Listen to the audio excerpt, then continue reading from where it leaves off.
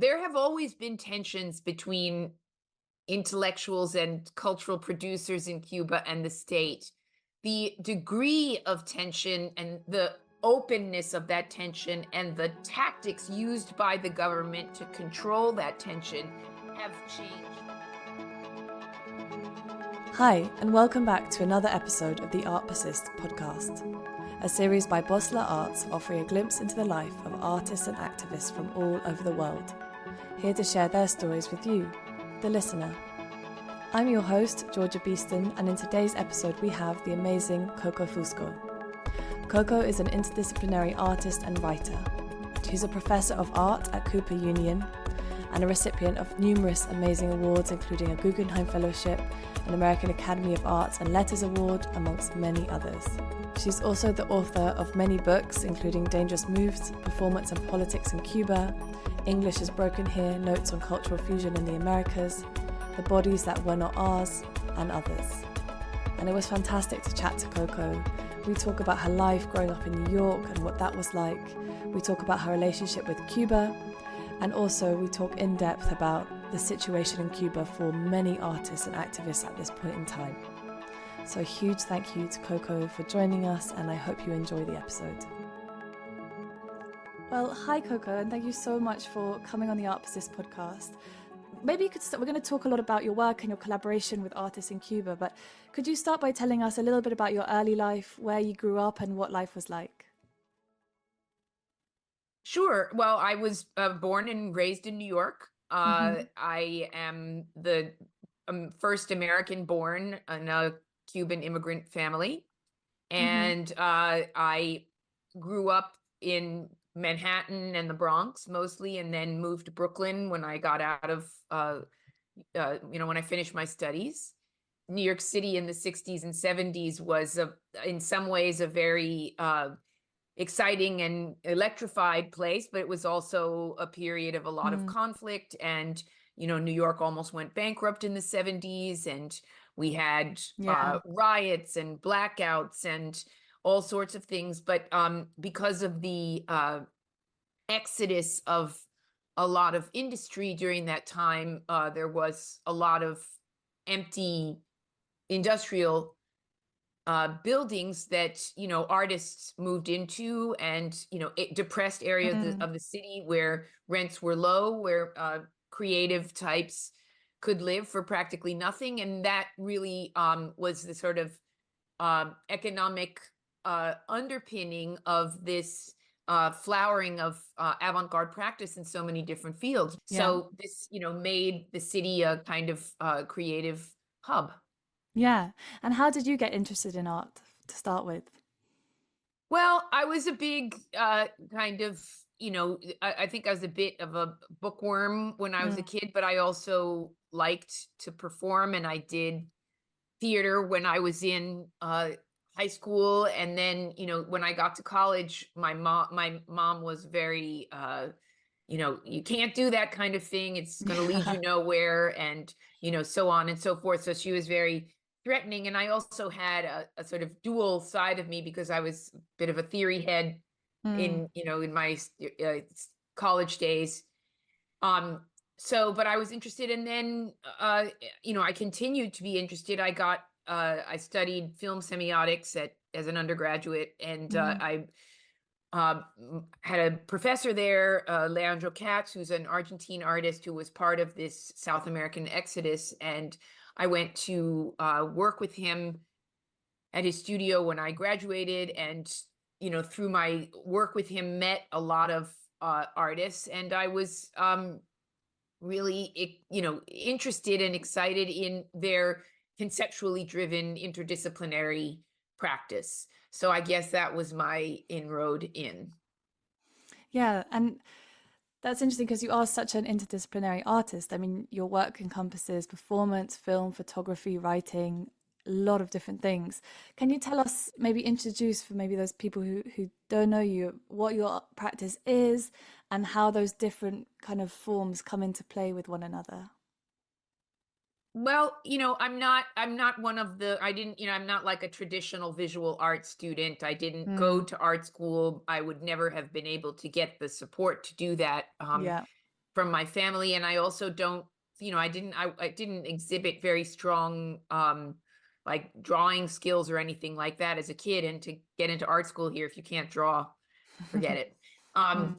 So my inroad was more in through moving image work, what is now called lens-based practice, and performance. And I was interested in artists who had interdisciplinary practices. I studied with people who had interdisciplinary practices. That was, I liked the idea of being able to begin with an idea and then figure out the best way to realize it. And that's has turned out to be the most comfortable way for me to be, to work. I do a lot of writing, which some people get all sort of bent out of shape about, of like, well, are you a writer? Are you an artist? Are you a writer? Are you an artist? And I'm like, there are quite a few examples of very respected visual artists who also write, like Mary Kelly or Alan Sekula, or even Edward Ruscha has written, Dan Graham, Greg Bordowitz, Andrea Fraser, but somehow or other, this becomes like, well, why do you do that? Or how is that possible? Or are you really an artist? And, Really? my response is always, but there are all these other artists who do it. Why are you making it an issue for me?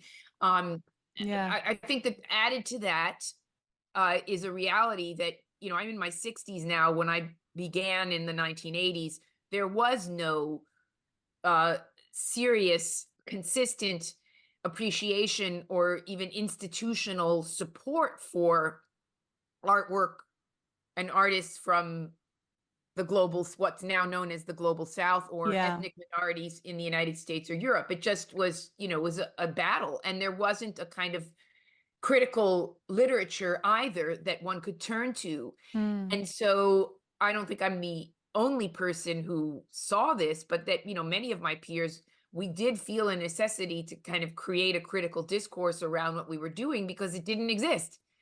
Yeah, and it's weird to hear that people would have a problem with you as an established artist it's writing. nothing weird. Okay. I think for young people now, they think that the world was the way it was, that this is the way the world was 40 years ago. In the 80s, I had a meeting at Channel 4 about a documentary that I co-produced about postmodernism in Cuba. And the commissioning editors said, how could they have a postmodernism if they never had modernity? Okay.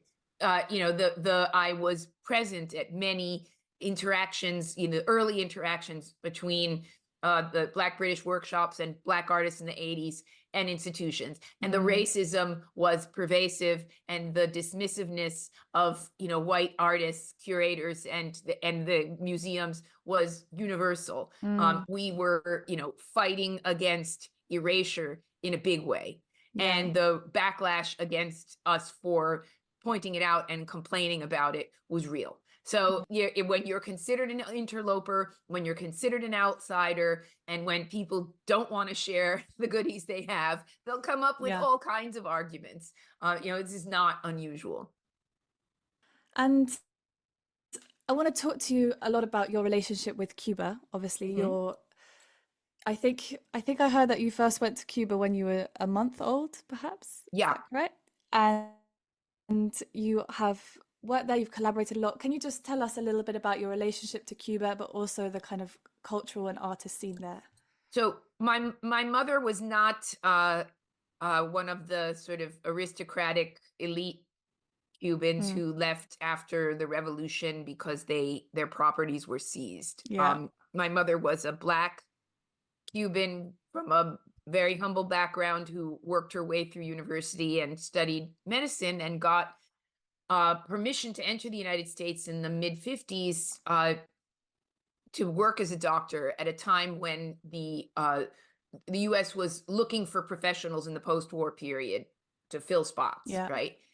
But she came in the mid-50s, and then she was deported in 1959. I'm still trying to figure out the details of the deportation, but the stories that she would tell me every year, because she would tell me the story of my birth when I was growing up, was that, these immigration, that she was deported, that she got pregnant, that she convinced my father to marry her and then went into hiding, but immigration officials found her and told her that she would have to leave the country with me after I was born. So it took 30 days after my birth to get a passport for me to prove that I was American born. And then we went to Cuba in 1960, which is the year that I was born. So, like within a year after the Cuban Revolution began, I have a picture of me landing in my mother's arms in Havana, getting off the plane. So I know it's not an invention, it's true. And also I met cousins of mine who saw me there when I arrived with her in 1960.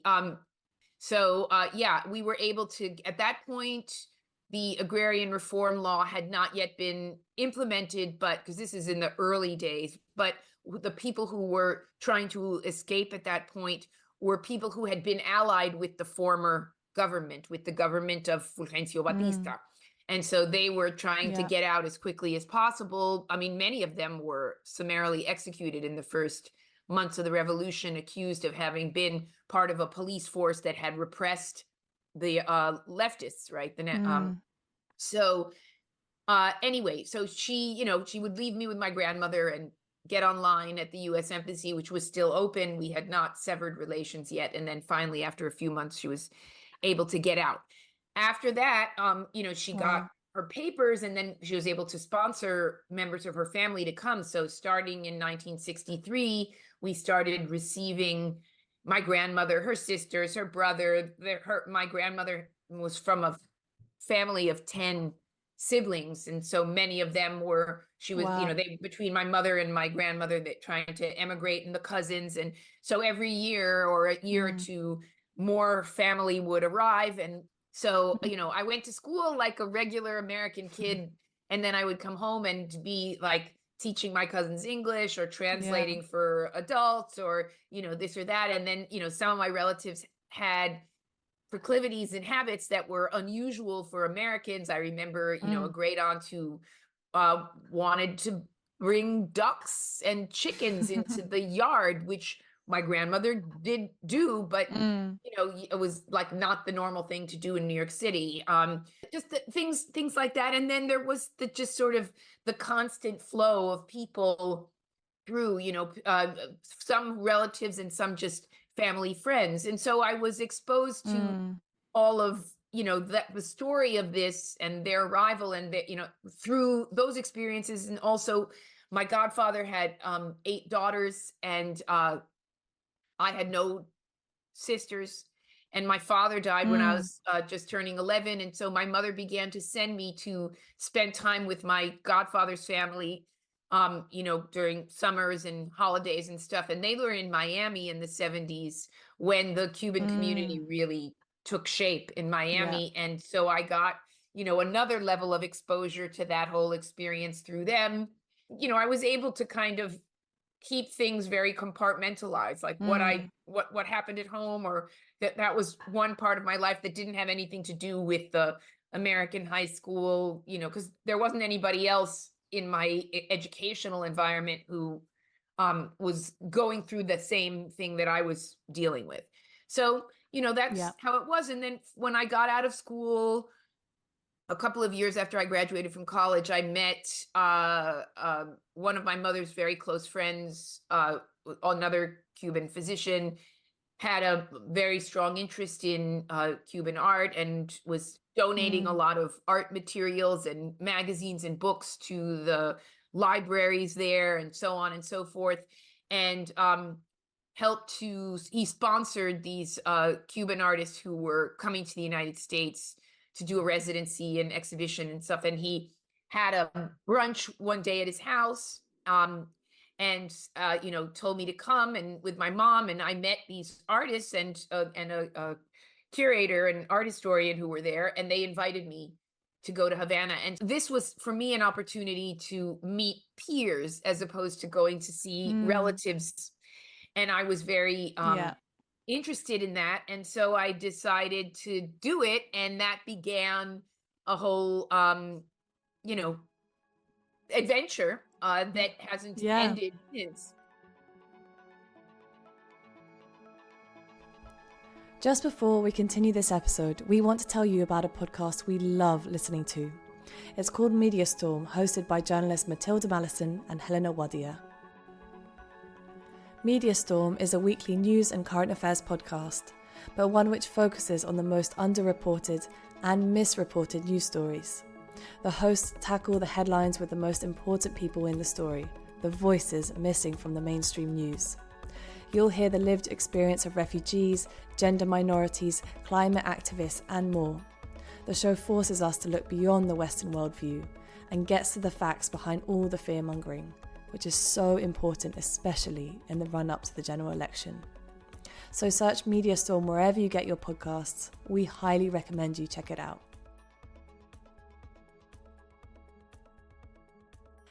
And obviously the situation in the arts and the culture in Cuba at the moment has radically changed. Since 2021, there were protests in July 2021 where many artists were arrested. We're going to talk a bit about some artists who remain imprisoned, and many other artists have left. You've written previously that, and I quote, social practice art that aims to create social or political change via collective endeavor has become something of an institutional fad in recent years.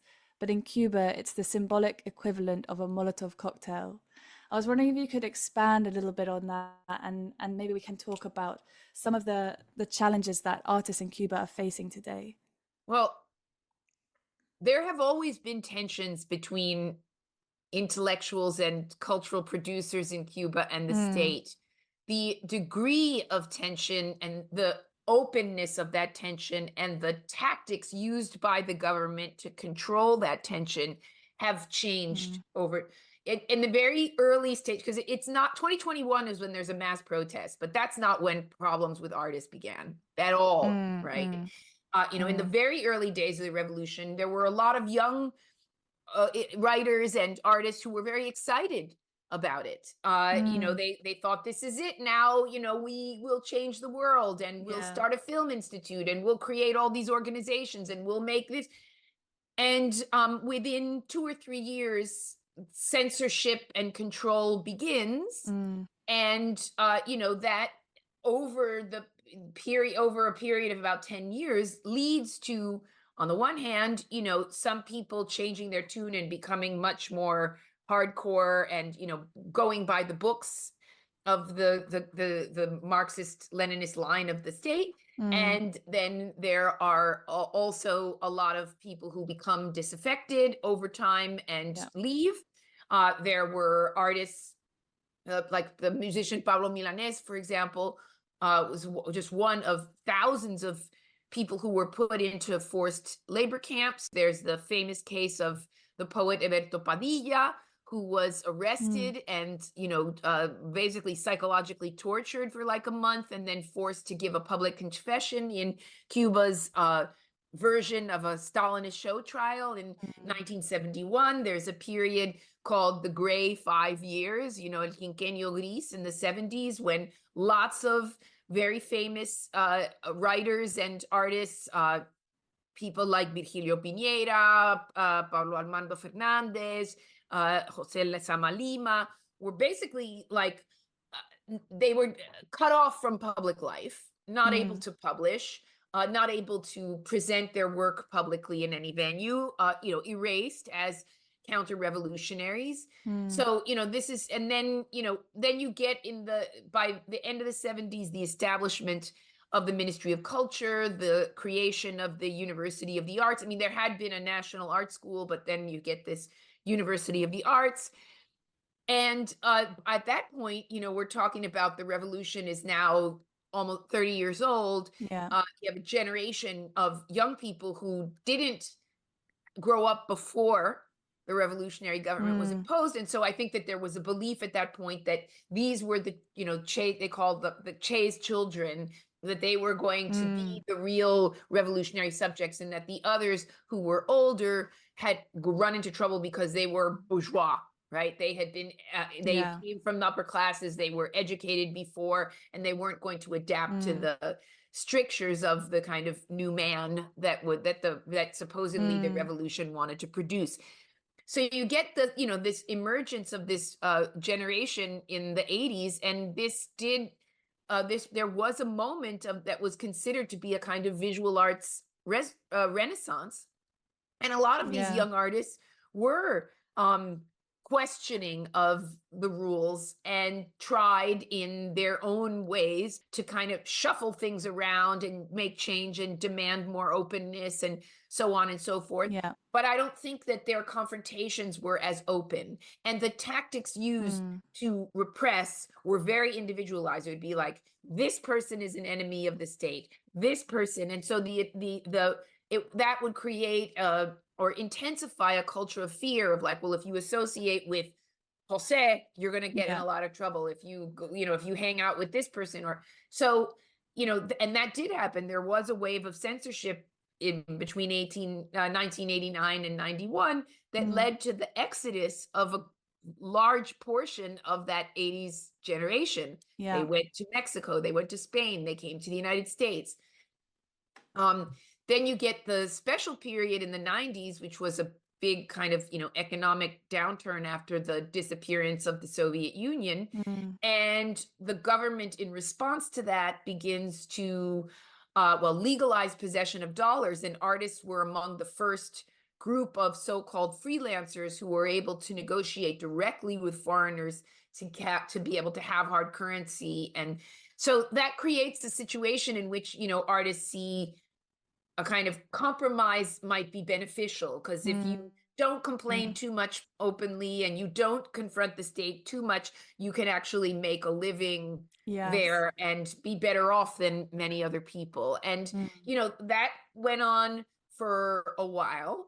But what starts to happen around 2008 with the legalization of cell phone possession is that you get a lot of young people who are young creatives who are starting to they have phones, have more internet access, and are starting to use the internet as a space, as a kind of counter-hegemonic public sphere. And that grows, begins with like bloggers and independent musicians who are putting their music out there.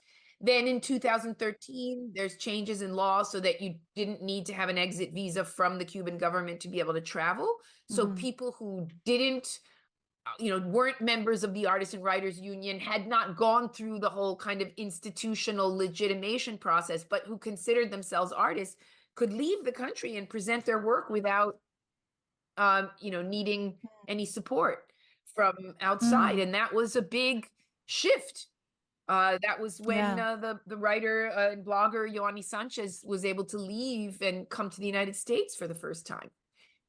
So that made it possible for artists to go abroad, make some money, buy equipment, buy materials, bring them home, make a studio in your house. And that begins to grow. And then you get the Obama administration trying to open things up with Cuba, and foundations coming in and trying to find ways to support independent business, independent culture, so on and so forth. And that created a lot of expectations among young artists about what they would be able to do, right? What they will be able to do, the freedom that they would have. And that all came tumbling down with first of all, the arrival of Diaz-Canel as the president in 2018, the election of Trump and the rescinding of a lot of that, and the implementation of a set of laws beginning in 2018, designed to restrict the expression in public spaces, whether they're virtual or actual, right? So there's Decree 349 that applies to visual artists, 370 that applies to independent journalists, and because young people were using social media, the internet, websites, and so on to connect with the rest of the world, to publish, to circulate their music, to stream their own independent films, to do all sorts of things. And the government was like, right? And because the attack from the state was not on individuals, but on the sector as a group, as an entity, I think that really politicized a lot of people. Not only were they disappointed because their expectations were not met, but they were also being attacked as an entire sector. And I think that explains why the response to this was collective.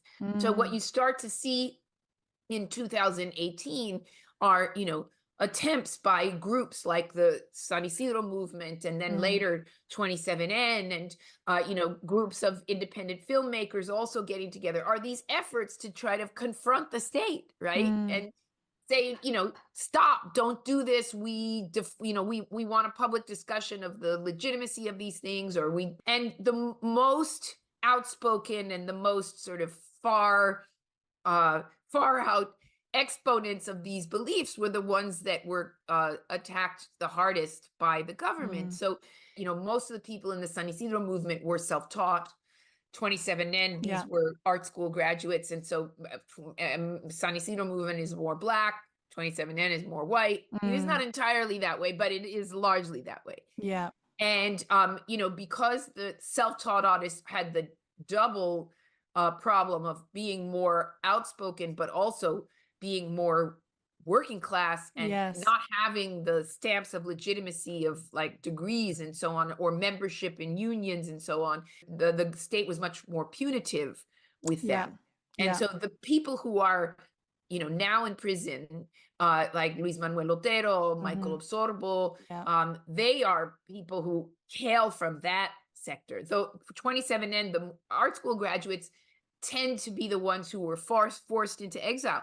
One exception of this is Hamlet Labastida, who is an art school graduate, who had been out of the country on a residency in Berlin in 2020, comes back to Cuba basically to like change his clothes and fix some papers, and is arrested in 2021, right before the July 2021 protest, and was held for 3 months. And, there was an international campaign to have him released. But I think that part of the reason why we were successful in that effort was first because he had not yet been tried when we got him out, so he hadn't been sentenced, right? He had only been accused. They couldn't really pin anything on him. And, there was a public outcry. Yeah. Coco, you've given us such a fantastic kind of overview of everything that's happened in Cuba over the last few decades. And you've also mentioned, obviously, the Cuban art activists who have more recently been oppressed by the state. And actually, you mentioned the Cuban poet Alberto Padilla and his kind of forced confession. And you created an amazing project called Padilla's Shadow, where artists and activists in Cuba read aloud this public confession that you spoke about. Could you tell us a bit about that work, and also, going on everything you've just said, the significance of having artists read it out from 1971? Yeah, so I should back up and say, before I made that piece, I made a video called The Confession that was about Padilla's confession, about that case, and the way that case hangs over all Cuban artists ever since. And I did it in 2015 for the Venice Biennale, and I was motivated because for the first time, like a year before or so, a fragment of the filmed version of that confession became public. It appeared in a documentary that people had been talking for, at that point, for more than 40 years about. They knew it had been filmed. They saw the cameras, people knew it had been filmed because the camera crew was right there in the room, and that film was never had never reached the public. And so it was sort of like, that film, where is it? Is it hiding somewhere in the Film Institute? Is the footage in the Council of State? Did the government? Because when Padilla did the confession in 71, the government thought that the confession would serve as an indicator that the government was right and Padilla was wrong, and that the international response would be in favor of the government. So a printed transcript of his confession was circulated to all the embassies in Havana at the time, sent to the press and so on and so forth. And it produced the opposite effect. People like Susan Sontag and, Solo and all these intellectuals who had in the 60s gone to Cuba and supported the revolution were horrified. Vargas Llosa, who had been a juror for the Casa de las Americas Literary Prize, was like not going to go back to Cuba anymore. So, many of these writers published letters in the New York Review of Books and, protested publicly for Padilla's treatment. And I think that may have caused the government to kind of go, okay, let's not put the film out there, enough, right? So, but then a fragment appears in this documentary and you're like, it exists and somebody knows where it is and so I built a whole video around it with archival material from the time, telling the story of what happened, but also telling it as a younger person in Havana, going back to all the spots, the Hotel Riviera where he had written his poetry, the place where he had lived with his wife, the exterior of the Amarista, the headquarters of state security. Like I was going back to the ghosts, right, of these things and their presence in the landscape. And then what was coming up was the 50th anniversary in 2021 of his confession. Now that confession, that transcript that I said was circulated to embassies, was also published in a magazine. I think it was in the Casa de las Americas magazine at the time. So intellectuals of the time had access to the transcript, and many members of the Cuban Union of Artists and Writers were in the room when he gave the confession. But after that time, no more official public discussion of him in Cuba. So it occurred to me, and this was during the pandemic, and this is in 2021 in the spring, after, many artists had already gotten into trouble, people were under arrest and or under house arrest or being harassed all the time, being pulled in for interrogations. And I just thought, okay, so let's do this kind of collective reading. This is when we were all stuck at home, right? And then on the day of the anniversary, 5 different museums in Europe and in the United States streamed it, right? So that was how that piece came about. And in it are many people there are Cubans from Cuba, Cubans in exile, some of whom had been, interrogated, harassed, expelled, that they had experiences similar to that of Padilla. Absolutely. And I want to talk now, kind of go back to Luis Manuel Otero Alcántara. I hope I just said his whole name correctly. You're a vocal advocate for his release and for his freedom. Could you tell us maybe about why he was imprisoned by the state, and also what perhaps the international community can be doing more to support his release? Okay, so I am not the only person supporting Luis Manuel. I am probably the person who does it in English more than anybody else. And part of the reason why I do it is because I can do it in English. Because, I follow Cuban media, independent media, fairly closely to stay abreast of what's going on and what's being said. And, there's a constant attention to the plight of, now it's like 1,067 political prisoners in Cuba, the majority of whom were arrested during the July 2021 protests. Yeah. And, that why is there concern? Because there are so many, because they're innocent, because they're unjustly imprisoned, because Cuba has the highest per capita number of political prisoners in the Western Hemisphere, and nobody else gives a shit. And part of the reason why nobody else in the world gives a shit is because a lot of people in the world are still living in the tropical socialism fantasy world of thinking that the revolution is this beneficent, entity that has transformed the lives of Cuban people and empowered them and educated them and given healthcare. And they don't bother to actually look at what is going on in the country, see that, the entire public sector has imploded, and that embargo or not embargo, it's a police state. In the last 2 years, 500,000 Cubans have tried to leave the country and actually succeeded in leaving the country and are going anywhere in the world, including going to Russia and fighting in the Russian army to escape from there. Okay. So, that is why for people who are Cuban and of Cuban descent who are following, it is a huge issue that has affected not just those in prison, but their families, their friends, and it has completely, created an atmosphere of impossibility for creatives and civil rights activists in the country. Luis happens to be somebody who I know personally, who's a friend with whom I have collaborated on projects, and he's a performance artist, and he's been unjustly imprisoned now almost 3 years.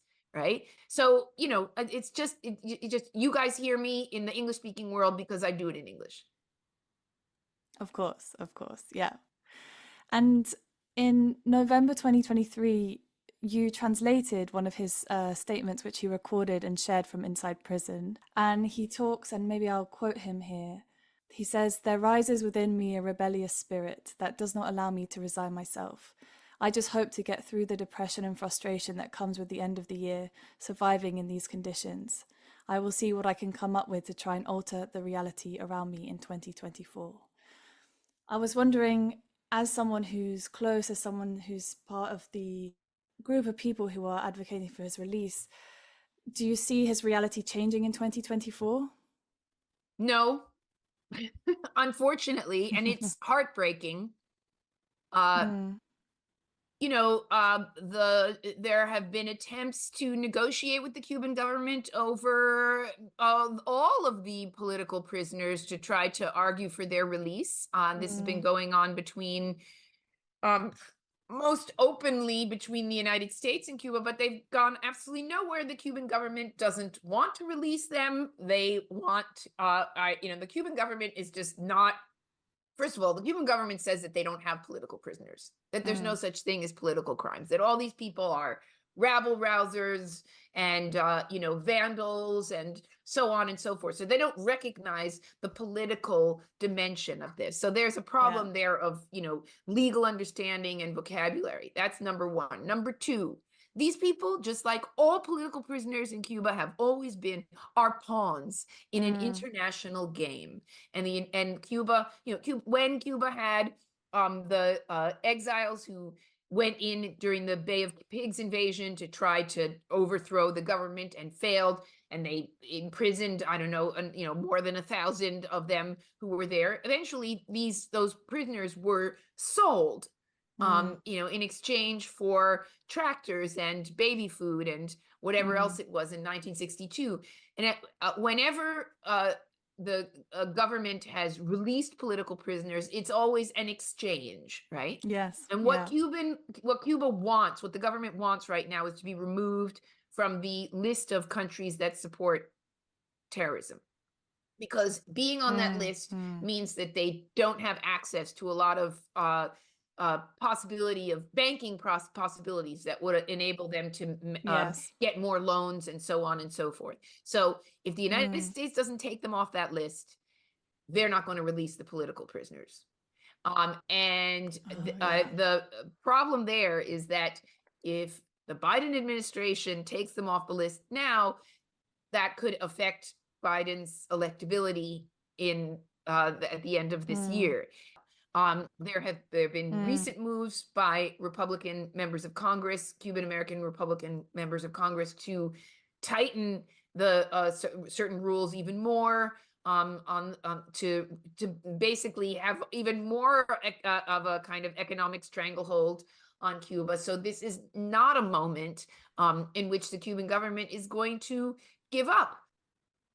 No, it makes total sense. And thank you for that. And thank you so much for this episode. I mean, I've taken so much of your time, but I feel like it's a really important episode to listen to in terms of actually understanding what is happening in Cuba.